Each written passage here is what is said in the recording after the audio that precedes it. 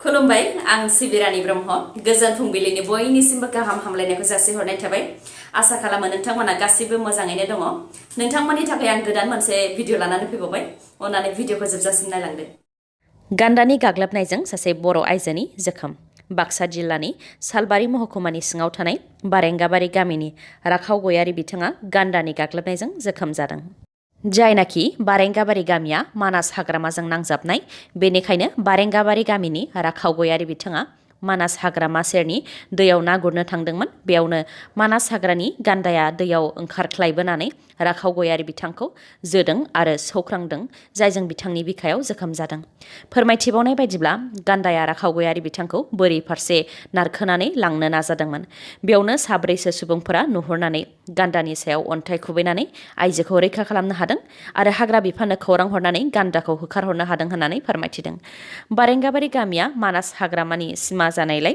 संसार जानायाव बिथांमोनहा मा जेंनाजों मोगा मोगि जानो गोनां जायो बेनि सायाव बारेंगाबारि गामिनि रायजो राजाफ्रा फोरमायथिदों दि बेबायदिनो मानास हाग्रामानिफ्राय गान्दा मैदेर फैनानै न' बां बाख्रि सिफायलाङो आरो माइ आबाद मैगं थिलि बायदिखौबो सिलिंखार खालामलाङो बेनि अनगायैबो हाग्रानि अमाया फैनानै न'आव फिसिनाय अमाफोरखौबो अरथारलाङो आरो गोबां बेबायदिनो जेंना बेनिखायनो हाग्रानि जुनारफोरनि उदखार खालामफैनायखौ होबथानो थाखाय आरो बेनि थाखाय गोख्रों राहा लानो थाखाय आसाम सोरखार आरो बिटिसि सोरखारखौ खावलायहरदों बिथांमोनहा बर' सिख्लाखौ लांखारनो नाजानायनि दायाव हमजाबाय सानै मुस्लिम सेंग्राफोरा मबाइल फननि गेजेरजों सावरायलायनानै क'क्राझार डेली मार्केटआव बर' सिख्लाखौ लोगो हमनो फैनानै डेली मार्केटनिफ्राय बर' सिख्लाखौ लांखारनो नाजानायनि दायावनो क'क्राझार पुलिसजों हमजादों सानै मुस्लिम सेंग्राफोरा हमजानाय सानै मुस्लिमफोरा गावसोरखौ गौरिपुरनि जहिर हुसैन 22 बोसोर बैसोनि आरो साकिन खान 19 बोसोर बैसोनि होननानै सिनायथि होदों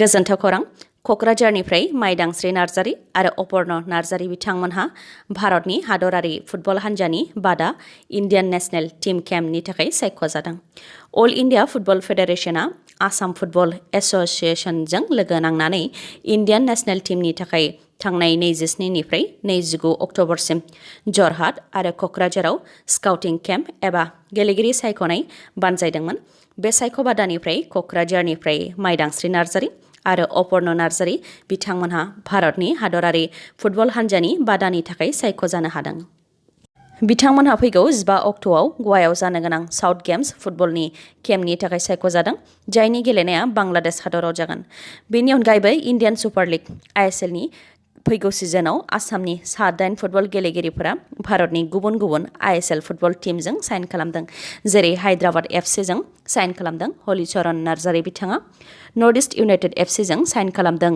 सुन्दर गगै प्रज्ञान मेधी नवीन राभा निखिल डेका मुम्बाइ सिटी एफसीजों साइन खालामदों प्रान्जल भूमिस उडिशा एफसीजों बिनीत राय आरो गौरव बरा बिथांमोनहा साइन खालामदों दान मोनसेनिख्रुइ बांसिन देहा फाहामसालियाव जिउनि थाखाय दावहा नांबाय थानायनि उनाव मैया जोबथा हां लाबाय जसेफ माराक बिथाङा मख'नो गोनांदि थांनाय 2 अक्ट'बराव मोनानि समाव कार्फिउ थासेयावबो राजकन्या बर'आ गुवाहाटीनि ताज विवान्ता हटेलाव हर थौजासे जोनोम सान फालिनानै जौ लोंनानै गारिखौ गोख्रैथिजों न'फारसे सालायबोदोंमोन बेयावनो गुवाहाटीनि रुक्मिणी गावआव लामायाव खामानि मावबाय थानाय सा-8 पिडब्लिउडिनि मावथिफोर आरो लामायाव थानाय सासे सुबुं गासै 6खौ सौख्रांदोंमोन 6नि मादाव जसेफ माराकआबो सासेमोन जाय गारिजों सौख्रांजानानै गोब्राब जोखोम जादोंमोन सौख्रांजाखांनाय सान 2 अक्ट'बरनिफ्रायनो बिथाङा जिएमसीएच देहा फाहामसालियाव फाहामथाय लागासिनो दंमोन आरो बिथाङा गावनि आथिं थोंनैखौबो खोमानानै लानो गोनां जादोंमोन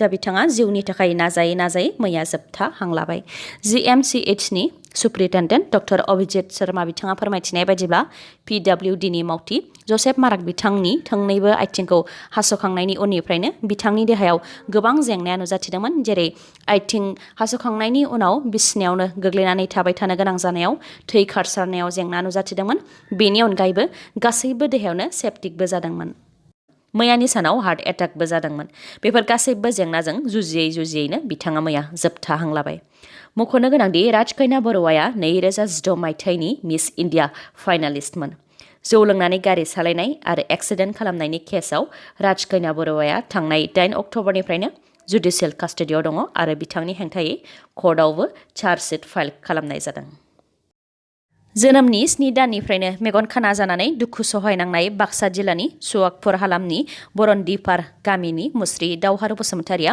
गावनि सिमांखौ मोगथाङाव जाफुंहोनो थाखाय हास्थायनायखौ नुनानै आयेन आफादनि बुंथिगिरि बिस्वजित दैमारि बिथाङा आसाम बिधान सभानिफ्राय 1 लाख रां अनसुंथाइ होदों। सुख्लाय सेरफांनि सेन्ट्रेल फिल्डआव ग्रीन लाइफ एनजिअजों खुंजानाय फुटबल फाइनाल बादायलायनायाव बिस्वजित दैमारि बिथाङा बाहागो लाफैदोंमोन। बेनिफ्रायनो बिथाङा मेगन नुयै दावहारु बसुमतारिनि जिउ जारिमिनखौ मिथिनो मोननानै दावहारु बसुमतारि बिथांनो 1 लाख रां अनसुंथाइ होदों। मख'नो गोनांदि साननैसो सिगां दावहारु बसुमतारि बिथाङा खौरांगिरिनि सिगाङाव फोरमायथिनानै लाफैदोंमोन दि जायनाखि बिथाङा जोबोद मोजां मेथाइ खननो गोरों, बेनिखायनो बिथाङा मोनसे सिमां दङ दि न'आवनो स्टुडिअ बानायनानै कीबोर्ड लानानै मेथाइ रेकर्डिं खालामनाय आरो मेथाइ दिहुननाय। नाथाय बेनि थाखाय बिथांनो रांनि गोनांथि दङ। बेनिखायनो गामिनिनो चेयारमेन सन्जय नार्जारी बिथांनि मददजों हारिमु बिफाननि इएम बिथांनिसिम थांदोंमोन। नाथाय हारिमु बिफाननि इएम बिथाङा बेफोर बिबाना गावनियाव गैया, बिटिसिनि गाहाय प्रमद बर' बिथांनावसो दङ होननानै दावहारु बसुमतारिखौ नेवसिहरदोंमोन। जायखौ लानानै दावहारु बसुमतारिया दुखु मोननाय फोरमायथिदोंमोन आरो सासे मेगन खाना दुखुया न'खरनि सुबुंखौ बिटिसिनि दानि इएमआ थगायहरनाय बायदि जादों होननानै दुखु फोरमायथिदोंमोन। बिथां दावहारु बसुमतारिनि बे दुखुनांथाव जारिमिनखौ खोनानो मोननानै आरो नुनो मोननानैनो बिस्वजित दैमारि बिथांनि गोसोआव गाबखांनाया फैदों। बेराफारसे बिथाङा दि रावनिफ्रायबो मदद मोनाखै, बेखौ लानानै ओनसोलनिनो दैदेनगिरि जानानै लाजिखांनायबो मोनदों होननानै फोरमायथिदों बिस्वजित दैमारि बिथाङा। जायनाखि दावहारु बसुमतारिनि थाइनैबो मेगना खाना, अब्लाबो बिथांनो इसोरा मोजां गारां हरदों आरो बिथांनाबो न'आवनो स्टुडिअ बानायनानै कीबोर्डनि गेजेरजों मेथाइ रेकर्ड खालामनानै मेथाइ दिहुननायनि सिमां दंखायो। बेनिखायनो बिथांनि सिमांखौ जाफुंहोनो थाखाय 1 लाख रां दान होदों होननानै फोरमायथियो बिस्वजित दैमारि बिथाङा। 3 नंखाय आल्फाखौ एरेस्ट खालामनो हादों। अरुणाचल प्रदेशनि पुलिसा 3 नंखाय आल्फाखौ गहपुरनिफ्राय एरेस्ट खालामदों। रिपर्टनि बायदिब्ला 3 नंखाय आल्फाया अरुणाचल प्रदेशनि बारग' एमएलएनि बिसिनिफ्राय 20 लाख रां दाबि खालामदोंमोन। रां दाबि खालामखांनायनि उनाव रांखौ लांनो फैनायावनो अरुणाचल प्रदेशनि पुलिसनि आखायाव हमजानो गोनां जादों। मानोना अरुणाचल प्रदेशनि पुलिसा दुथांफोरखौ नेखानानै दंखायोमोन। बे जाथाया गहपुरनि आसाम अरुणाचल सिमानि राजगोराव जादों। रां दाबि खालामनायनि दायाव हमजानाय 3 नंखाय आल्फानि मुङा फारियै बाक्सानि समीर सरगियारी, सटियानि जानाइक बसुमतारी आरो जामुगुरिनि महम्मद मजिर इस्लाम। 2022 मायथाइयाव निउ एडुकेशन पलिसि जायोब्ला बिटिआरनि मोनब्रै जिल्लायाव थानाय नन प्रभिन्सियेलाइज एलपि आरो इउपि फरायसालिया सोरखारि जानाय नंला। बेनिखायनो सोरखारनि हेंथा सोमावसारनो थाखाय ओंखारबोनो खावलायदों दुलाराय बिटिसि नन प्रभिन्सियेलाइज एलपि आरो इउपि फोरोंगिरि गौथुमा। दुलाराय बिटिसि नन प्रभिन्सियेलाइज एलपि आरो इउपि फोरोंगिरि गौथुमा मैया क'क्राझार जिल्लानि साहित्य सभा भवनाव मिटिं खुंदोंमोन। बेयाव बाहागो लानानै बिथांमोनहा बुंथिदों दि बिटिआर गोरोबथानि 6.3 दफा बायदियै बिटिआरनि मोनब्रै जिल्लायाव थानाय गासैबो नन प्रभिन्सियेलाइज एलपि आरो इउपि फरायसालिफोरखौ प्रभिन्सियेलाइज खालामनाय लिरनाय दंखायो। नाथाय दासिमबो फरायसालिफोरा प्रभिन्सियेलाइज खालामजायाखै। आसामाव खेबनैयै नन प्रभिन्सियेलाइज फरायसालिफोरखौ प्रभिन्सियेलाइज खालामनाय जाबाय। नाथाय इसु डेटनि आयेन बानायनायनि थाखायनो 25 एबा 30 बोसोर गोजाम फरायसालिफ्रा नासयजानो गोनां जादों आरो सोरखारनि गोरोन्थि थांखि लानायनि थाखायनो बेफोरो जानो मोन्दों होननानै फोरमायथियो बिथांमोनहा।